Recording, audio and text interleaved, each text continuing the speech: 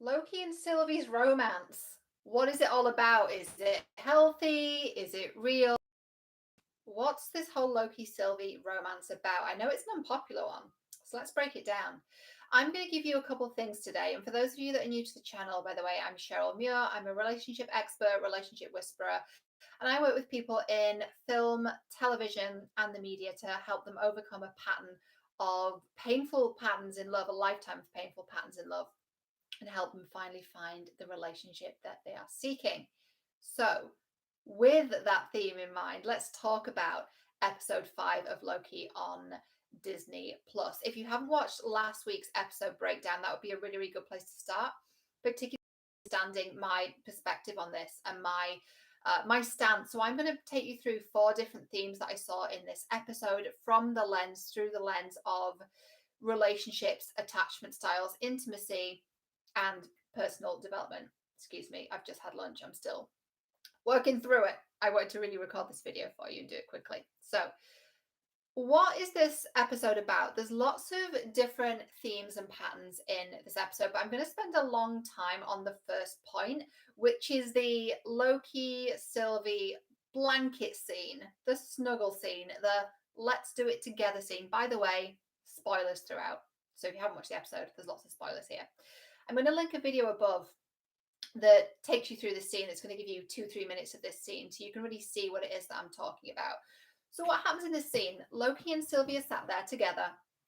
They're sat there. Loki magics a blanket out of thin air using his powers, and he sits there with her with this blanket around them. So there's a number of different things happening in the scene, and I want to really break it down for you. So one thing that she says is, how do I know in the end you won't betray me? And he says, that's not who I am anymore. And he looks at her very earnestly, very genuinely. And this is very, very different from this character's patterns that we've seen before. We've seen him in these patterns of betrayal and backstabbing and trickery and manipulation and dishonesty. And he looks at her very, very earnestly and says, Sylvie, I know what I did and I know why I did it. I'm not that person anymore. I love this for so many reasons. And incidentally, I am certain that the cast, crew, writers, producers, directors, combination of the team who produced this beautiful body of work, this series, there are a number of people on the team, I am certain, that have been on a personal growth journey, who understand psychology, who understand what it is to grow and to change, particularly in the area of intimacy and close relationships. Why do I believe that? Because let's look at what he says. Let's break this down. I know what I did. I know why I did it. I'm not that person anymore. Pattern, I know what I did. Root, I know why I did it. I'm not that person anymore. Personal responsibility and commitment to change. These are the 3 pillars of change. Incidentally, I have a model I created that I go through with my private clients, which is the dating drama empowerment method, which is 3 steps. What's the pattern? Where did it come from? How can I heal it? And in that framework, we look at, what are your patterns in love? Why do those patterns exist? And knowing that, how do we move you forward? So this is the exact framework. He knows why he did what he knows, what he did, why he did it. It's so important when you're changing your patterns in love or in life that you understand your motivations behind it. So if you're in a pattern in love at the moment or in your life, ask yourself, what's the payoff of this pattern? And where is this pattern coming from? So in this scene, we see him taking personal responsibility. Have you ever had an apology from someone goes, I'd never do it again? In fact, we see that in this series. Mobius says, you literally stab people in the back like 50 times. And he goes, well, I'd never do it again. That kind of apology of, I'm never going to do it again, it doesn't hold any weight. And here's why. When someone doesn't understand why they've done it, they're also not going to understand the motivations to do it again. Right? They're going to repeat it until they understand what's motivating that behavior. So we see that in him, which is not only brilliant for his character development, but it's actually a really brilliant way of writing this personal growth. And it's very, very true to life. Because I know there might be some people who are watching this who are like, oh, it's just a TV show. But actually, this really reflects what the personal growth journey is all about. I'm going to talk about self-love versus narcissism in a minute. I'm going to go there. before I do, this scene with them together with the blanket around them both, it's reparative. It's what we call in my line of work a reparative relationship. A reparative relationship is one where you're with someone where the wounds of your past are something that are now really soothed. And I don't mean the person you're dating is your therapist. What I mean is you receive what you didn't receive when you were small, right? So these two characters, both Loki and Sylvie, have always been alone and always had this idea of I'm the lone wolf, right? I can't let anyone in. And now they're both letting someone in, and that is reparative for them. That's helping them on their healing journey. I used to have a friend who was a therapist who said, we don't heal in isolation, we heal in relationships. And that is very true, particularly when we've pushed people away. We heal in relationships with people that are healthy now. So look at the people you're surrounding yourself with. Self-love versus narcissism. Now, I'm well aware that there are people who hate this coupling. They don't like the Loki and Sylvie pairing, and they say, why is he falling in love with himself? Well, for me, I know there's people that are going to disagree, and it's fine. We can coexist with different perspectives. From the perspective of art, and TV and film is an art form, I think this is fucking brilliant. I think it is absolutely brilliant that they have made him fall in love with essentially himself. Because the most important relationship we have is the one we have with ourselves. So they've made him love himself first. The whole metaphor here is love yourself first. It's brilliant. Now, I know some people have this perspective of, is that not narcissism? Well, you could view it through that lens, right? You could view it through the lens of Narcissus was the guy who ended up drowning because he looked in the river and saw his own reflection and fell in love with it. Is Loki falling in love with his own reflection? Sort of, but not exactly. That's not really what's happening here. She's not him, she's Sylvie. All the other variants are also called Loki, even the freaking alligator. But she's not called Loki, she's called Sylvie. And I think that happened in episode 4 where he says her name was Sylvie. It's not him, it's Sylvie. Different. I see them as two different people. So one, the self-love metaphor is brilliant, and conversely and contradictory, also they're two different people, which is why I actually really love this coupling.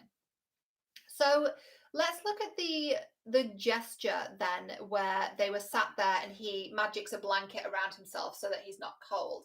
And then he realizes that she's cold as well and magics the blanket around her. And there's this sort of smile on his face where he's just feeling really, really good that he's taken care of someone else. There's no motivation behind it. There's no trickery. It's just, I want you to be okay. I want you to be safe and happy and well. And that's very reparative for him. That we've never seen that from him before. It's really beautiful. And why is this whole scene so powerful? And why did I feel really emotional when I first saw it? Because this is the journey of someone who's avoidant, moving to secure attachment. We covered the attachment styles in last week's video, so watch last week's video if you didn't see that. But just real quick here, avoidant is the attachment style where we push love away, we keep love at arm's length, we are the lone wolf. And he is now moving to secure attachment, which is having healthy relationships with other people, which of course starts with himself, and he's starting to let love in. I had a really brilliant comment last week by a lady called Emily, I think it was, and she said, is his attachment style not disorganized? No, and here's why. So in the attachment style model, which is not my model, but it is a well-known theory within relationships, there's 3 styles. There's secure, so you're able to be healthy and relate to other people, and ask for their support when you need it, but not lose yourself in them. There's anxious, which is clinging and being afraid of abandonment. And then there is avoidant, which is what Loki is, which is pushing people away and doing everything you can to sabotage your most intimate relationships, which he does, of course, through betrayal. Now, in the comment, this lady was saying that, and it was very, very well worded, and I understand, but I also have a different perspective. She was saying, is he not disorganized in his attachment style? Because most of the time he's avoidant, he's pushing people away, but when he likes someone like Sylvie or Mobius, he's very clingy. Well, here's what happens there. That's not a different attachment style. Disorganized is not a recognized attachment style in the model that I use. What's happening there is that's a person who's avoidant, who's used to pushing love away, trying to let love in and not really understanding how to do it, and then taking on some of the characteristics of being an anxiously attached person. So I see this as him mostly being avoidant and sometimes swinging into anxious, and ultimately making his way to secure. So I look at it through those three lenses. I don't believe disorganized is actually an attachment style. That's not how I teach, but some people do think that. And anyway, it is what it is. So he's moving into secure attachment. When you're avoidant, when you're someone who is used to pushing people away, the reason why we're like that is because at some point love and connection was difficult and painful and wasn't safe. So by keeping love away, by keeping love at arm's length, you're trying to protect yourself and keep yourself safe. I see this all the time with my clients, and this was also a major attachment system of mine that was at play that I had to shift. Of I can do it on my own. I'm a self-made woman. I don't need nobody. I don't need no man. All that kind of thing, right? It's terrifying for an avoidant person to ask for what they need, to start relying on someone else, to lean into someone else. We see him doing this, and I feel so emotional describing this, but we see how he leans into intimacy. We see how he leans into her and their connection. You've got to understand, it's terrifying for an avoidant person to do that. He lost his mother, albeit this version of him was pulled out of the timeline before that happened, but he's seen it on the TVA video file that his mother passes away. Anyone he's loved, he's either betrayed them or he's lost them, right? So he's like, no thanks, not going to do that again. Then he realizes, actually, I don't want to be alone, so I'm gonna take the risk. And he is starting to relate to this woman. There's also there's a line that he says around this when he's moving from avoidant to secure. He says, maybe we could figure it out, dramatic pause, together. And she says, maybe we could. They're both very avoidant. It's terrifying for an avoidant person to be intimate. So this is a really big moment. And this is something that, if this is your pattern, it's something to look at so that you understand moving into intimate relationships can feel a little uncomfortable and awkward, and we see that between them in the scene. They're a bit awkward of like, oh, that moment on Lamentis, yeah, it was great. I mean, it's like very awkward when they're talking about that intimate moment. Very typical of avoidant people. One final point on this scene, and I'm going to move on to my other points. We're going to talk about Mobius, and we're going to talk about bisexuality as well. So there's a moment where she says, there might be a timeline where you can finally rule. And he goes, ah, yes, then I will finally be happy. And he sort of rolls his eyes. Now, this is such a great character growth moment, and it's also such a really strong takeaway for all of us. You're not going to be happy when you get in the relationship. You'll get in the relationship when you're finally happy, right? We think we're going to be happy when we get the thing, but it's the other way around. So he's finally realizing this has got nothing to fucking do with me sitting on a throne. And this has got everything to do with how I feel about myself and what's going on within me in my internal world. This is massive for him. And this is also a really key takeaway for all of us, right? You're not going to find your happiness in the next thing. You're going to find your happiness within you. Happiness is an inside job. So, brilliant scene. I love it. I've also linked it up above. So watch that scene if you haven't already. Point 2, Mobius. Mobius, they got reunited. So what happens with Mobius? So I'm going to focus on the decision for this physical intimacy that happens between them. And I know people feel differently about this because of the sexuality piece. I'm going to come to that in a second. But when Loki says goodbye to Mobius, Mobius holds out his hand and Loki pauses. And I watched this and I thought, is he going to hug him? We've never seen this before. I don't think we've ever seen him really fully embrace someone. And he decides to pull him in for a hug and he says, goodbye, my friend. So this is really beautiful because there's so much trust there. And this is absolutely the opposite to his old pattern of betrayal. So when you're healing your patterns, you need to start doing the opposite of what you've been doing. So there's trust there. There's intimacy there. He's so used to stabbing people in the back or being stabbed in the back that this hug is so brave and trusting of him. And incidentally, the reason why we hug, and this comes from back in the day, is you're placing the most vulnerable part of your body against someone else's. If somebody wanted to, back in the day, they could, knife you in the stomach. That's why hugging is considered quite an intimate activity. It's vulnerable. You're exposing this vulnerable part of your body. Given his attraction to daggers and the love is a dagger metaphor. That's really, really important to understand.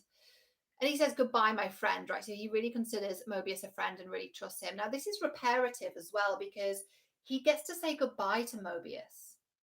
He didn't get to say goodbye to Frigga, to his mum. Now, somewhat controversially, I see Mobius as being quite a motherly figure to Loki. I know people feel differently about this, but the reason I say that is because apart from Loki's mum, Mobius is the only person that says, I believe in you. You can be whatever you want to be. And we saw in episode 3, Lamentis, we saw him saying, he was talking about his mother, and he was saying, my mum always basically believed in me and said I could do anything and be anything I wanted. Mobius says the same. So by getting to say goodbye to Mobius, it's repairing that deep trauma, or it's starting to repair that deep trauma he had of when his mother died and he didn't get to say goodbye. His last words were that you're not my mother, and then his mother died while he was in prison, right? Very traumatic. So the fact that he gets to hug him and say goodbye, my friend, really beautiful, very reparative for him. And as I'm saying this, notice where this applies to your own life and where you can apply it to your own life. Where can you repair your relationships and your actions in the now? Okay, point number 3. There's a bisexual man in love with a woman. What's going on here? So there's a lot of people upset about this. I understand. I'm a bisexual woman. I'm bi, by the way. So I understand why people are upset by this decision. The writing decision to have Loki come out as bi, reveal his sexuality and share it with us, and then he has a female love interest and a male friend. People are not happy. I get it. I understand. I don't disagree with you. But here's where my perspective does differ, and it's this. Bisexual people, we're attracted to and love both genders, all genders, right? So here's the thing. If my next relationship is with a man, I'm no less bi. If I date a man, date men, and I don't date women, but I'm intimate with women, you don't get to tell me that I'm not bi. You don't get to then dissect my sexuality and say, actually, you're this and not that. You don't get to say that. I do. Nobody gets to police someone else's sexuality and the labels they choose to describe their sexuality. There are people who, particularly in the entertainment industry, in the movie business and television industries, who are fully accepting of their sexuality and choose not to talk about it. We have to respect that too. So Loki dating a woman or being in love with a woman does not make him any less bi. And this is the thing. I in my 20s, I was in the LGBT community quite heavily as the token straight friend. Spoiler alert, not straight. But I had a lot of bisexual friends, bisexual women. That was my first clue. That was my first breadcrumb. Now, these women went on to get married. Some of them married men and some of them married women. The ones who married men are no less bisexual, right? So we have to accept that this character, Loki, is bi, and the person he's in love with at the moment, the person he loves at the moment, is someone of the opposite gender, right? It doesn't make him any less bi. I do understand, though, why people are upset about the writing decision, and I think it would have been beautiful to have a same-sex relationship, but he's chosen to see Mobius as a friend. I actually think he's in denial. I do think he really, really cares about Mobius, and I think that could be romantic, but that's not the direction they're going in. But again, it doesn't make him any less bi. It doesn't. But I do understand why people are upset about the writing decision, and there's a lot I could say about that, but I think it's important to know that people are no less bi if they're dating someone of the opposite gender. That's what I've got to say on that. Final point number 4. There's this really interesting scene where all the different Loki variants are betraying each other. There's like the President Loki, and then there's like the King Loki and the Kid Loki and the Crocodile, and they're all just like stabbing each other in the back. And it's so interesting to me because he's betraying himself in that scene. So there's this really interesting mirror of all the different factions of himself are betraying all the other different variants of himself. So what's happening here is mirroring. How does this apply to your own life? So, sometimes in relationship situations, you might be saying, oh, they don't love me, they don't respect me. But then look within. Are you respecting yourself? Are you really loving yourself? Because the whole fucking world is a mirror. So whatever is going on outside of us, we get to then look within ourselves and say, is this something I'm doing to myself? Right? Oh, they're not taking the next step. They're not taking the leap. They're not committed. But are you? Right? Oh, they don't respect me. Well, are you showing up as a woman who respects herself in love? Really? Or are you accepting scraps and crumbs and then saying that you respect yourself? Everything's got to be in alignment. And that means the thing you say is also the thing that you believe, and it's also the thing that you feel and the thing you do. So you can't say, I'm going to love and respect myself, and then pick up the phone when someone calls and they haven't been in touch for 3 months and they treated you like shit last time. That's not in alignment, right? So it's all a mirror. So this whole thing of him betraying himself is just a mirror for him to see, I might have been backstabbing other people, betraying other people, but actually the real person I was betraying was myself. The real person I was hurting was myself because I was pushing people away. I actually wasn't betraying my brother, I was betraying myself, because my real deep desire is to be in connection and community and deep intimacy with other people. So he was betraying himself the whole time. It had nothing to do with him stabbing other people in the back. He was betraying himself. He was betraying what he really felt on the inside. We've always seen Loki to be a very sensitive soul. But then he developed this mask and this armor of being this person who, was independent. Like, doesn't he say that? Like, a Loki has independence, authority, and style. That's he's betraying himself. He's not being honest with himself about what he really wants. He wants to be close, right? So yeah, put that through your own filter and see where in your life that applies. Now, there's also an interesting scene where all the Lokis are betraying each other, and the TVA version of Loki, that our character, he's just like shaking his head, going like, "What? What fresh hell is this?" And what I find really interesting about this is he's having this self-awareness of looking at all these Lokis stabbing each other in the back, going, "Oh fuck, oh, this old pattern, like this is predictable." Now, what I see there is that's like the future version of you, or what I see in my clients when they've really evolved. They look back at an old pattern and they're like, "What was I doing? What was I doing there? That pattern really didn't serve me. What was I doing choosing these people who weren't interested in me? What was that?" So he's doing that in that moment. He's, even though time is not linear in this series, and time actually isn't linear at all, in that moment TVA Loki is looking around. He's like, what the fuck are you all doing? Why are you betraying each other? Why are you stabbing each other in the back? Now, you will do that when you've been through the process of healing and look back and be like, why was I doing that to myself? He's thinking that, why are you all doing that to yourselves? So they're my 4 points. I'm going to give you a quick recap. So point number 1, we had the letting love in. We had the Loki Sylvie blanket scene where we saw Loki move from avoidant to secure, this real vulnerability, this real letting someone in, this real unguarded approach that he has that he's never had before. There was no trickery, no lies, no jokes, no magic, apart from magicking a blanket. He was like, here's who I am. I'm emotionally vulnerable and emotionally naked in front of you, and it scares me, and I'm going to do it, right? So he's moving from avoidant to secure. It's really beautifully done. The second point is around Mobius. He decides to embrace Mobius, to physically hug him and really hold him and embrace him and say goodbye to him.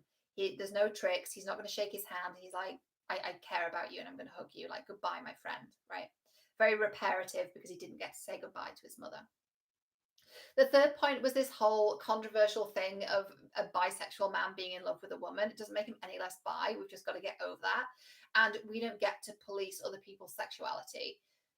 And I understand why people are upset about the writing decision. I get it. But I personally love this partnership. I think it's beautiful. I think Sylvie is amazing. I'm obsessed with her. I think she's great.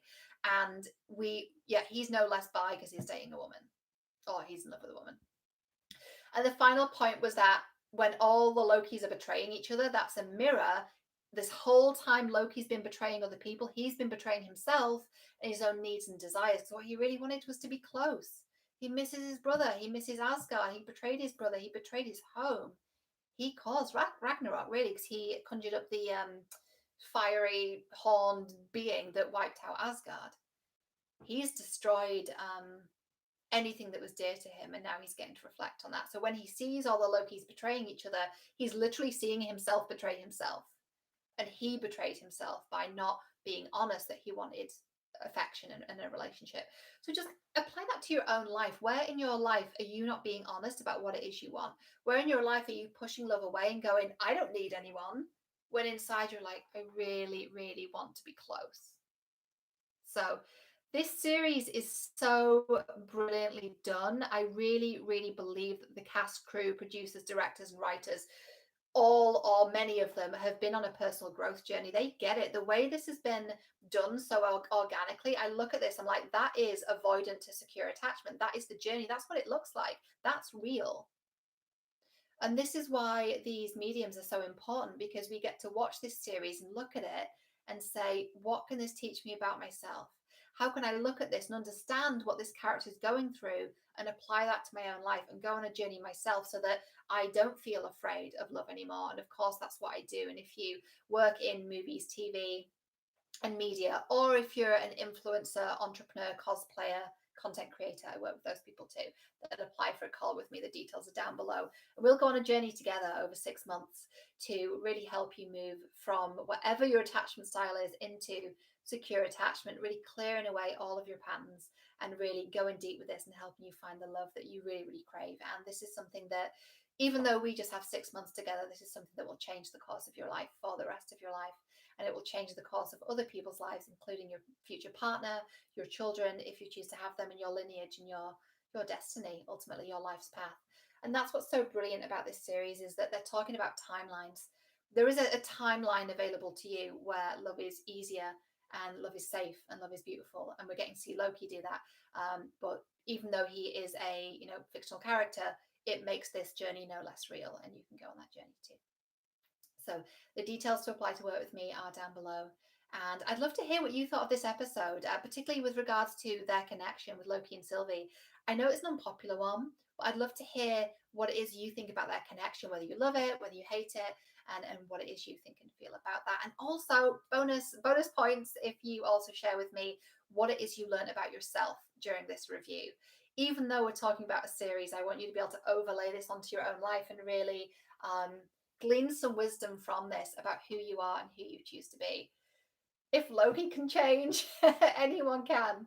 If he can go from being who he was in the first Thor movie, he called it the Loki movie. It is called Thor, not Loki, though Loki was pretty much the prominent person, and the most kind of popular prominent one in the first Thor movie, and then in the Avengers. Very different person. He's really changed. People can change. I see it all the time with my clients. It's beautiful, and yeah, you can absolutely do this. If you want to find out more about me, you can find me right here on YouTube. You can subscribe. There's a playlist on Relationship Expert Reacts where I talk about movies and television. I'm reviewing the Loki series, so we have a lot on that right now, but I'm also going to add to it as well over the coming weeks and months. You can also find me on Instagram and Twitter. My handle's there is Cheryl J. Muir. My website is cherylmuir.com. Thank you for being here. Share the video if you enjoyed it, and let me know what you think in the comments below. I love you.